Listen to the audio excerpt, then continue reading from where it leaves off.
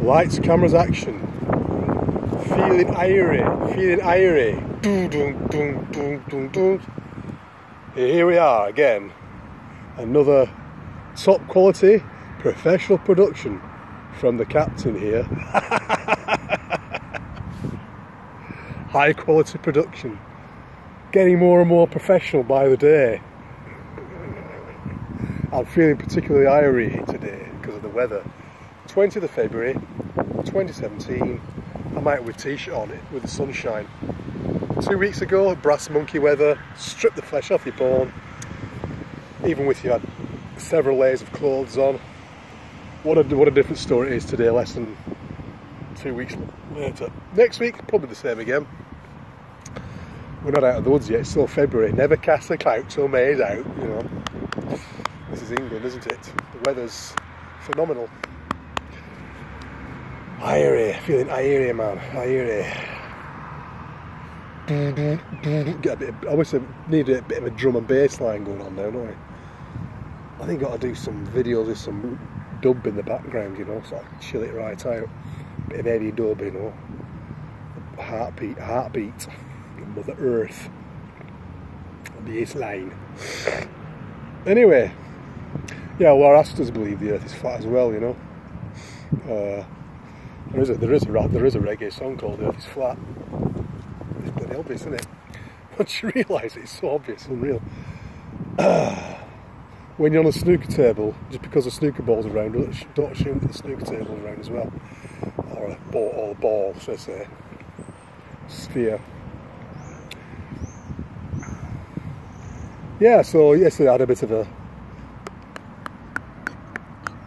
a biting yesterday. Just got a bit irked. Not going to get irked anymore by that troll. Did push a couple of buttons were pushed, no doubt. No doubt, my buttons are pushed. Something. No, when you start speaking bad about a kid, you know, when you start slagging a kid off because he's got some issues, you know, ADHD, autistic, or whatever it may be. He may not fit into the mainstream category of a kid.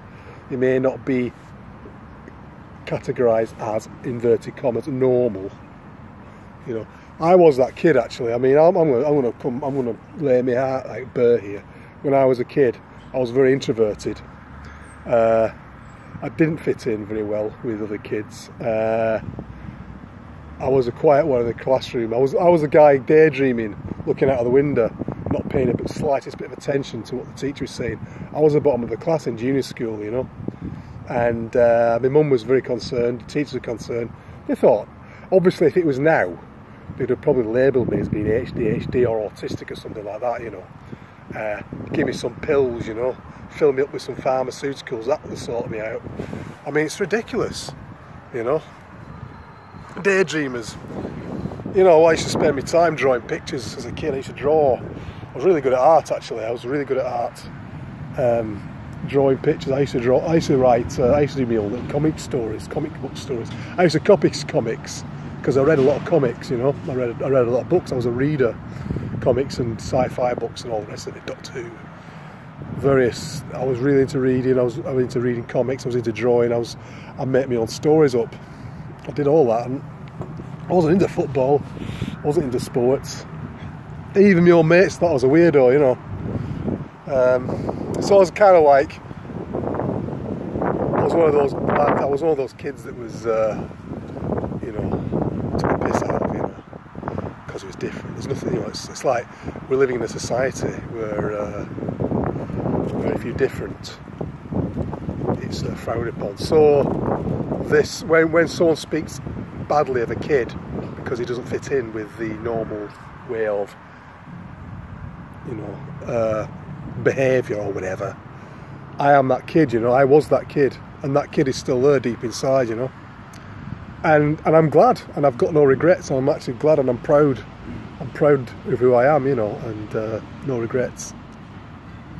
And of course, when I got to the age of 15, 16, when the old teenage hormones kicked in, I came right out of my shell. I went from introvert overnight, from introvert to extrovert, you know. And it was like a bit of a blur from the age of 15 to 19.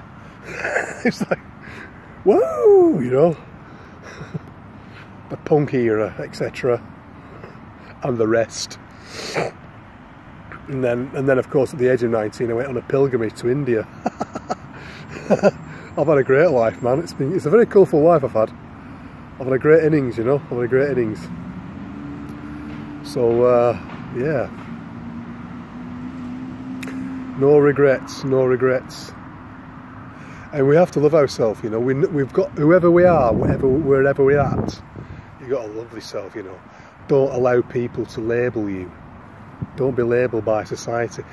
The true definition of freedom, is not giving a fuck what other people think of you. I've still got a problem with that, to be honest. I mean, I'm not, you know, I'm a human being with my frailties and vulnerabilities and what's the word? Faults. Faulty. We're all faulty. Nobody's perfect. We've all got vulnerabilities. We've all got frailties. We've all got issues, you know.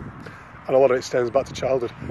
I mean, I had a great upbringing, actually. My mum and dad are brilliant parents, actually.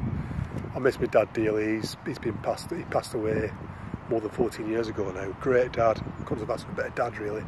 And my mother, bless her, you know, she's suffering in old age now. She's been ill. She's in hospital now. She's in a respite place, you know, and very worrying times at the moment. Currently, she seems to be doing okay, but you know, it's up and down, up and down. It's a bit of a roller coaster, but you know, she's in a situation now where, and you know, we've got to look after the. I was saying yesterday, we need to look after the young. You know, we need to look after the future of our society. We have to love and care for the children. The children are our future. We have to protect them from abuse, from those people that do harm to them. You know, we've got to encourage them. We've got to give them, you know, feed positivity to them. You know, and also we've got to look after the old as well. Our parents, our grandparents. You know, they looked after us. They brought us into this world, and they looked after us. So you know, we've got to. It's kind of like, what's the word? They looked after us, so we've got to look after them. We've got to look after the old, we've got to look after the young. I think when you get to our age, in our 50s, you know, we've got to look after both lots. We're caught in a situation now in middle age where we've got to look after the young and the old. It's quite a responsible age, really, the middle age period, you know. Looking after the old and looking after the young, both alike. It's good though. It's got to be done though. We're sort of like bridging the gap, aren't we, in the middle age? We're bridging the gap between young and old. It's a privilege to serve other people. Is a privilege. Service is a privilege. That's what we're here for. We're here to serve others, you know. And it's out of love, you know. We do it out of love. We don't do it out of begrudgment, you know. Because we've been served. Our parents served us. They brought us up. We've got to serve them in return, you know. We serve our children. We bring them up, you know. And hopefully they'll look after us when we get old. But we don't want to be a burden on them, obviously. You know, we don't bring our kids up with a view to, I'll look after them. They better look after me. We don't do it that way. It's labour of love means labour of love. Yeah, labour of love. That is the ultimate labour, and that's the best labour. That is the ultimate service. Serve out of love. You know, you serve people out of love, with no expectations. We don't expect anything in return, you know. You don't expect anything in return, you just do it because it's right, it's the right thing to do, and it feels good when you do good to others. That's why a lot of people get involved in charity work and all that, you know, who want to do service to humanity. I want to be of service to humanity. That's right. I want to see some positive activity. That's right. A little ditty from Steve Hillage there, you know. What a guy. Check out Steve Hillage, you know. Steve Hillage. 1970s. He's still going strong. He does System 7 techno now. He doesn't do any lyrics now, but back in the 70s, lead guitarist of the Gong, and then he became a solo artist. All this positive sort of new age positivity kind of stuff, you know. Can't beat a bit of Steve. Check out Steve Hillage. Steve Hillage rocks. Probably the most underrated rock star of the 70s, you know. Never made it mainstream, but Brilliant, man. Absolutely marvellous. Steve Hillis, check him out. Proper hippie, you know. I had long hair that time. I was never a hippie. I was a punk, but, you know, I had hippie ideals. Vegetarian and all the rest of it, you know. Want to be a service to humanity. And there's nothing wrong with that, actually.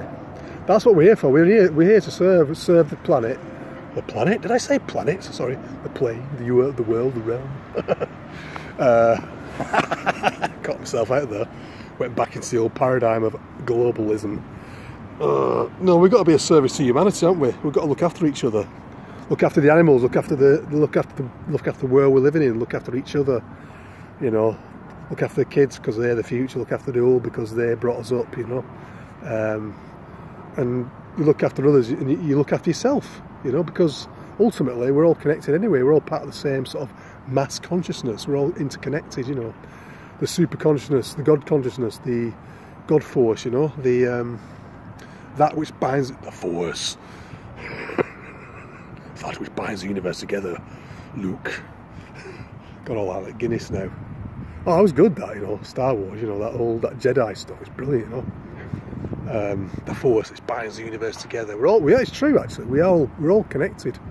We're all connected by consciousness, and consciousness is an amazing thing. I'm going to pause for a sec.